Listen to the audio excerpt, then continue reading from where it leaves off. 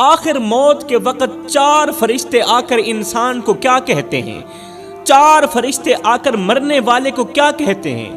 مرنے والا تو پہلے سے ہی خوف میں ہوتا ہے، سوچ رہا ہوتا ہے کہ اب میرے ساتھ کیا ہونے والا ہے۔ دل میں ایک ہی سوال گردش کر رہا ہوتا ہے کہ میرے ساتھ اچھا سلوک ہوگا یا برا سلوک ہوگا، میری روح آسانی سے کھینچی جائے گی یا سختی کے ساتھ کھینچی جائے گی، میری اگلی منزل جنت ہوگی یا جہنم ہوگی، اور دنیا میں جو میں نے کیا اس کی جزا اور سزا مجھے ملے گی یا نہیں ملے گی۔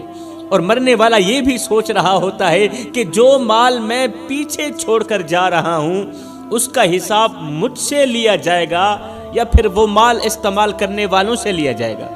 یہ سارے خیال ایک ساتھ دل پر بوجھ بنے ہوتے ہیں، یہ سارے خیال ذہن میں بوجھ بنے ہوتے ہیں۔ مرنے والا ابھی انہی سوچوں میں ڈوبا ہوا ہی ہوتا ہے، انہی سوچوں میں ڈوبا ہوا ہی ہوتا ہے کہ پہلا فرشتہ آسمان سے زمین پر اترتا ہے، پہلا فرشتہ آسمان سے زمین پر اترتا ہے، مرنے والے کے سرہانے آ کر کھڑا ہو جاتا ہے اور پھر بلند آواز سے کہتا ہے، اے مرنے والے، میں وہ فرشتہ ہوں جو تیرے رزق پر مقرر کیا گیا تھا، میں روزانہ تیرے لیے رزق کا بندوبست کرتا تھا، تیرے لیے روٹی کا انتظام کرتا تھا، تیرے لیے روزی کا انتظام کرتا تھا، تیرے لیے روزی تلاش کرتا تھا۔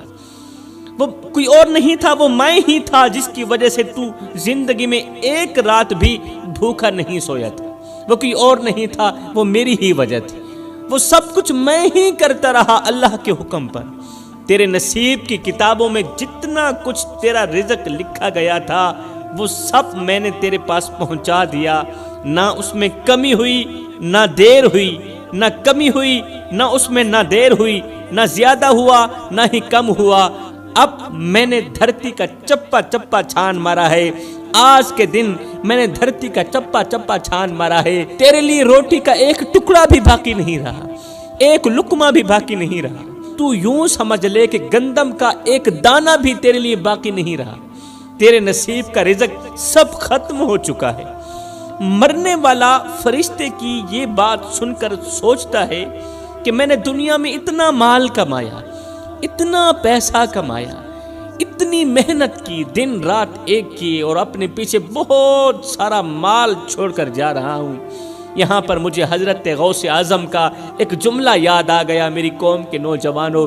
حضرت سیدنا غوث اعظم نے فرمایا تھا، او ماڑی بنانے والے، او محل بنانے والے، ماڑی بنا رہا ہے تو، محل بنا رہا ہے تو، بسیں گے کوئی اور، حساب تجھے دینا پڑے گا۔ حلال و حرام کی تمیز کیے بغیر مال جمع کر رہا ہے تو، بینک بیلنس بہت زیادہ کر رہا ہے تو مر جائے گا، کھانے والے کھائیں گے، حساب تجھ سے لیا جائے گا۔ وہ اپنے پیچھے بہت سارا مال چھوڑ کر جا رہا ہے مرنے والا سوچتا ہے کہ میں نے اتنا سارا مال کمایا، اتنی محنت کی، دن رات ایک کیے، اور اپنے پیچھے بہت سارا مال چھوڑ کر جا رہا ہوں، لیکن افسوس کہ اس مال میں سے آج مجھے ایک نوالا بھی نصیب نہیں، ایک نوالا بھی نصیب نہیں۔ جو کچھ میں نے جمع کیا وہ سب یہیں رہ گیا، میرے نصیب کا ایک ایک نوالا اس مال سے ختم ہو چکا ہے، اور اب میرے لیے کچھ بھی باقی نہیں رہا دنیا میں۔ ابھی پہلے فرشتے سے بات چیت ختم نہیں ہوتی کہ اتنے میں دوسرا فرشتہ آسمان سے زمین پر اترتا ہے، اور یہ میت کے پیروں والی سائیڈ سے کھڑا ہو جاتا ہے۔ دوسرا فرشتہ آسمان سے زمین پر اترتا ہے، مرنے والے کے پیروں والی سائیڈ سے کھڑا ہو جاتا ہے، پھر بلند آواز سے کہتا ہے، او مرنے والے، میں وہ فرشتہ ہوں جسے تیرے پانی پر مقرر کیا گیا تھا۔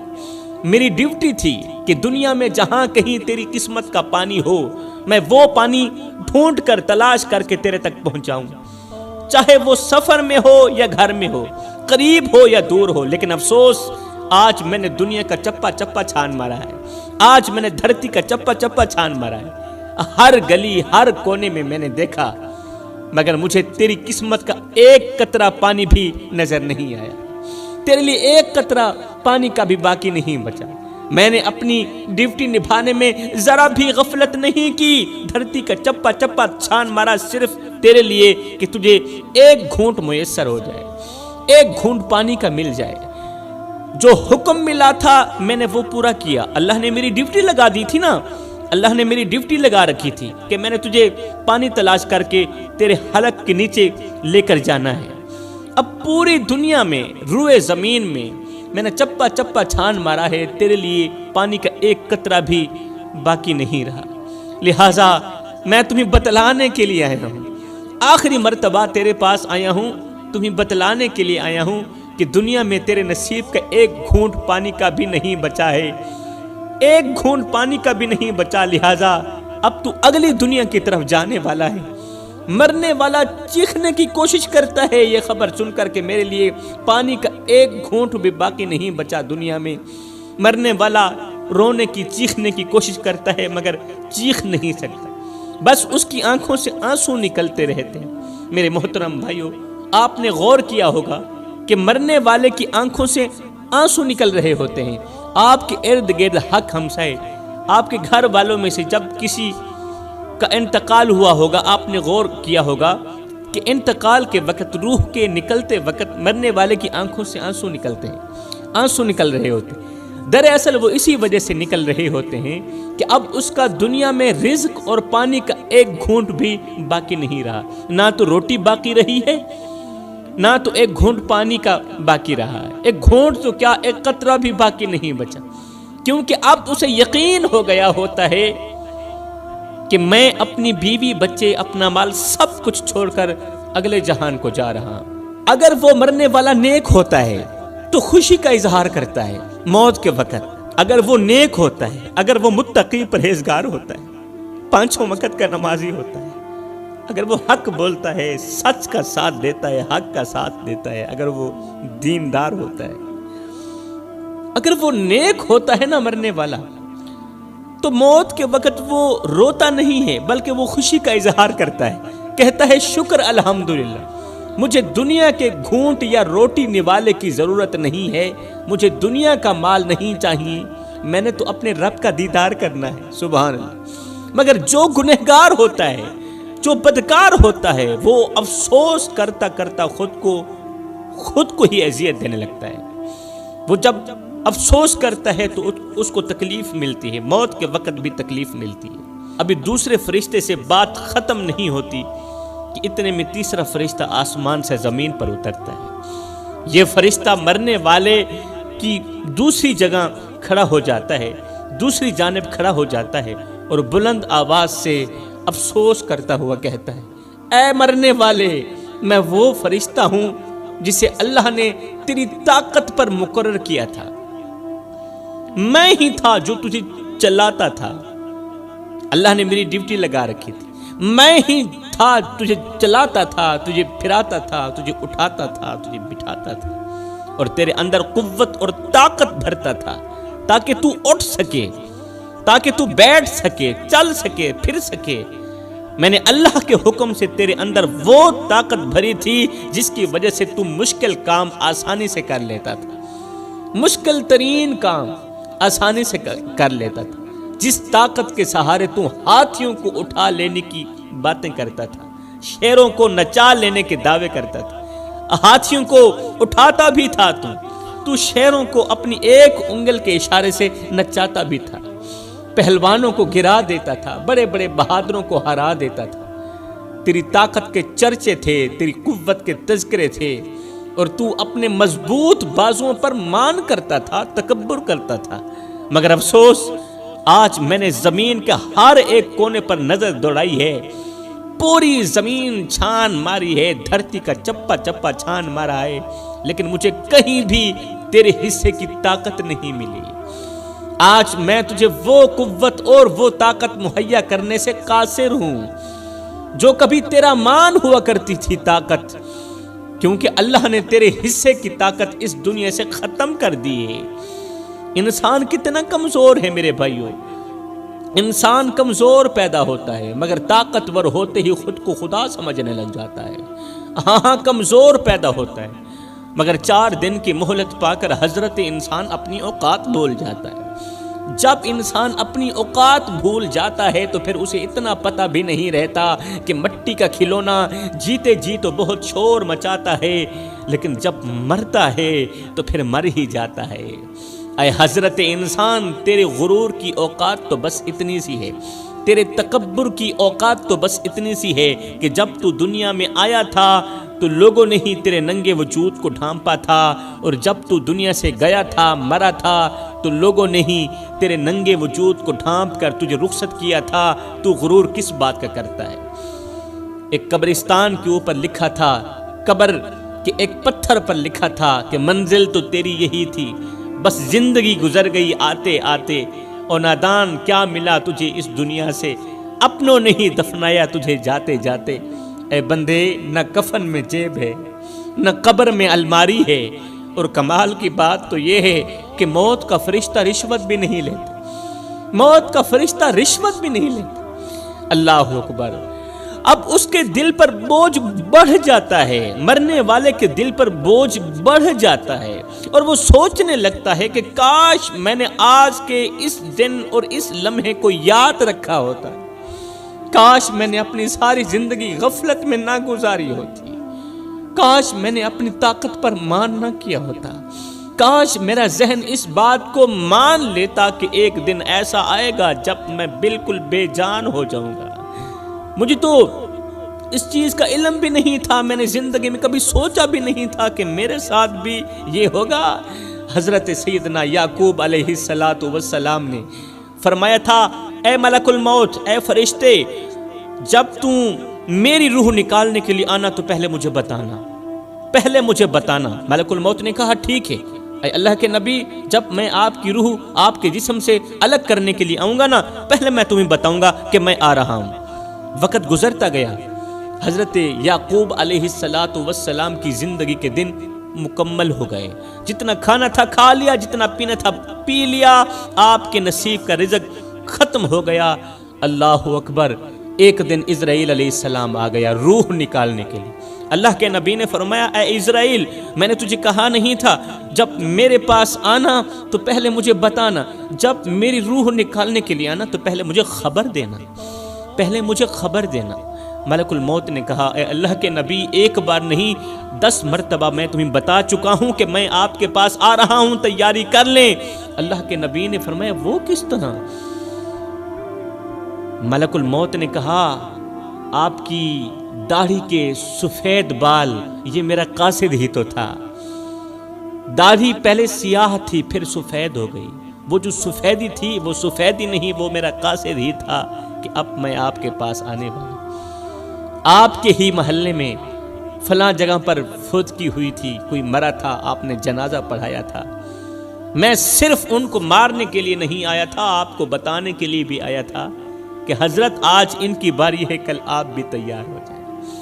تو مرنے والا سوچتا ہے، مرنے والا سوچتا ہے کہ مجھے تو پتہ بھی نہیں تھا، خبر بھی نہیں تھی کہ میری زندگی میں یہ دن لکھا ہوگا، میرے ساتھ بھی یہ کچھ ہوگا۔ میرے بھائیوں، مرنے والے صرف مرتے نہیں بلکہ وہ ہم پر احسان کر کے بھی جاتے ہیں۔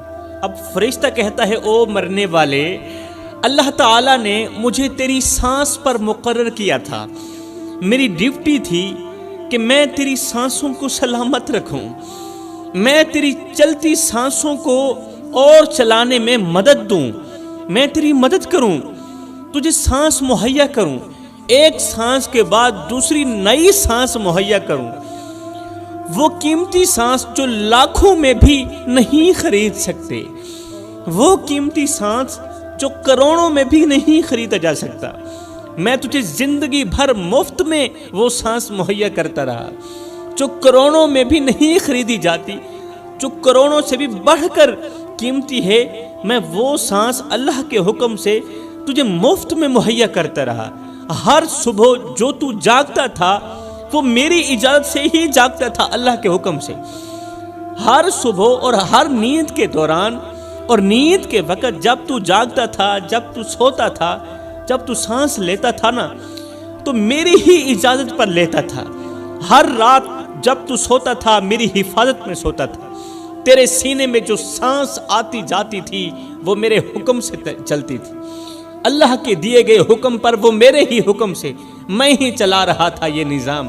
لیکن آج میں تجھے یہ بتانے آیا ہوں کہ تیرے حصے کی سانسیں پوری ہو چکی ہیں، اب تیرے لیے ایک سانس بھی باقی نہیں رہی۔ میں صرف اتنا بتانے کے لیے آیا ہوں کہ تیرے لیے ایک سانس بھی باقی نہیں رہی۔ میں نے تیرے لیے جتنی سانسیں لکھی گئی تھی وہ سب تجھے دنیا میں پوری دے دی ہیں، پوری دے دی ہیں، ڈنڈی نہیں ماری، میں نے تیرے ساتھ دھوکہ نہیں کیا۔ اب نہ میں تجھے ایک سانس آگے دے سکتا ہوں اور نہ ہی ایک لمحہ پیچھے کر سکتا ہوں تیرے لیے، کیونکہ اللہ کے حکم سے تیرے نصیب کی سانسیں اس دنیا میں ختم ہو چکی ہیں۔ فرشتے کی یہ بات سن کر کہ اللہ کے حکم سے تیرے نصیب کی سانسیں اس دنیا میں ختم ہو چکی ہیں، فرشتے کی یہ بات سن کر مرنے والا اندر سے ایک دم ٹوٹ جاتا ہے، جس طرح وہ مرنے سے پہلے مر چکا ہو۔ اسے یقین ہو جاتا ہے کہ اب واپسی کا کوئی راستہ نہیں ہے، اب نہ سانس باقی ہے، نہ طاقت، نہ پانی، نہ رزق، اور وہ سمجھ جاتا ہے کہ اب اصل سفر شروع ہونے والا، اب اگلے جہان والا سفر شروع ہونے والا، وہ سفر جس میں دنیا کی کوئی چیز ساتھ نہیں جائے گی، کوئی چیز ساتھ نہیں جائے گی۔ میں نے کہا ہے نہ کفن میں جیب ہے، نہ قبر میں الماری ہے، اور کمال کی بات تو یہ ہے کہ موت کا فرشتہ رشوت بھی نہیں لیتا۔ اس کے بعد پھر کیا ہوتا ہے؟ حضرت سیدنا عزرائیل علیہ السلام، جسے ملک الموت کہا جاتا ہے، مرنے والے کی چارپائی پر لیٹے ہوئے شخص کی روح نکالنا شروع کر دیتے ہیں۔ انسان کی یہ روح پیروں سے نکلتی ہوئی اوپر کی طرف آتی ہے، سر کی طرف آتی ہے، اور جب یہ روح دل اور پھیپھڑوں تک پہنچتی ہے تو یہ وہ لمحہ ہوتا ہے کہ جب انسان پہلی مرتبہ فرشتوں اور شیطانوں کو دیکھتا ہے۔ پہلی مرتبہ فرشتے کو بھی اپنی آنکھوں سے دیکھتا ہے اور شیطان کو بھی پہلی مرتبہ اپنی آنکھوں سے دیکھتا ہے۔ وہ سب کچھ جو دنیا میں آنکھوں سے اوجھل تھا اچانک اس کے سامنے آ جاتا ہے۔ فرشتے اوجھل تھے، اس کے سامنے آ جاتے ہیں۔ شیطان اوجھل رہتا ہے دنیا میں، مگر موت کے وقت مرنے والے کی بالکل آنکھوں کے سامنے آ جاتا ہے۔ اور جب یہ روح مکمل طور پر نکل جاتی ہے تو انسان کی آنکھیں مکمل طور پر کھل جاتی ہیں، انسان آنکھیں پھاڑ پھاڑ کے آسمان کی طرف دیکھنے لگتا ہے۔ جسم بے جان ہوتا ہے مگر آنکھیں حقیقت دیکھ رہی ہوتی ہیں، اور انسان آسمان کی طرف دیکھنا شروع کر دیتا ہے۔ یہی وہ لمحہ ہوتا ہے جب وہ پہلی مرتبہ اپنی روح کو آسمان کی طرف جاتا ہوا دیکھتا ہے مرنے والا۔ میرے محترم بھائیوں، آج کا نوجوان بہت ہی غافل ہو چکا ہے، آج کے نوجوان بہت ہی غافل ہو چکے ہیں۔ آج کے نوجوان زندگی رب کی مرضی کے مطابق نہیں گزارنا چاہتے، بلکہ اپنی مرضی کے مطابق گزارنا چاہتے ہیں اور گزار رہے ہیں۔ اپنی قیمتی زندگی کو غفلت کے نام کر دیا۔ اے نوجوان، ذرا سوچ جب وہ لمحہ آئے گا کہ آپ کا جنازہ تیار ہوگا، ماں رو رہی ہوگی، بیوی چیخ رہی ہوگی، بچے آپ کے سینے سے لپٹ کر رو رہے ہوں گے، گھر کا ہر کونا ماتم کر رہا ہوگا، اور ہر آنکھ میں ایک ہی سوال ہوگا کہ یہ سب اتنا جلدی کیوں ہو گیا؟ یہ سب اتنا جلدی کیسے ہو گیا؟ ہم نے تو سوچا بھی نہیں تھا۔ کوئی آپ کو روک نہیں سکے گا، کوئی آپ کو اپنے ساتھ نہیں رکھ سکے گا، کیونکہ موت کے وقت کی گھڑی میں نہ ماں کی دعا کام آئے گی، نہ بچوں کی چیخیں کام آئیں گی، کیونکہ اس وقت تمہارا وقت ختم ہو چکا ہوگا۔ پھر وہ لمحہ بھی آئے گا جب 4 آدمی آپ کو اپنی کندھوں پر اٹھائیں گے، ہزاروں لوگوں کے بیچ آپ جا رہے ہوں گے، لیکن آپ بول نہیں سکیں گے۔ دل کے اندر بہت کچھ کہنے کو ہوگا مگر زبان ہمیشہ کے لیے بند ہو چکی ہوگی۔ آپ کی زبان بند ہوگی، آپ کے ہاتھ پاؤں رک گئے ہوں گے، اور جسم کی خاموشی صاف بتا رہی ہوگی کہ اب اس جسم کے اندر کچھ بھی باقی نہیں رہا۔ اب اس جسم کے اندر نہ طاقت ہے، نہ قوت ہے، نہ تو اس کے اندر اختیار ہے۔ اب اختیار ختم ہو گیا ہے، اب طاقت ختم ہو گئی۔ اور سب سے خوفناک لمحہ جب آپ کو قبر میں اتارا جائے گا، وہ جگہ جہاں نہ آواز جاتی ہے، نہ کوئی لوٹ کر دیکھتا ہے، سفید کفن میں لپٹے ہوئے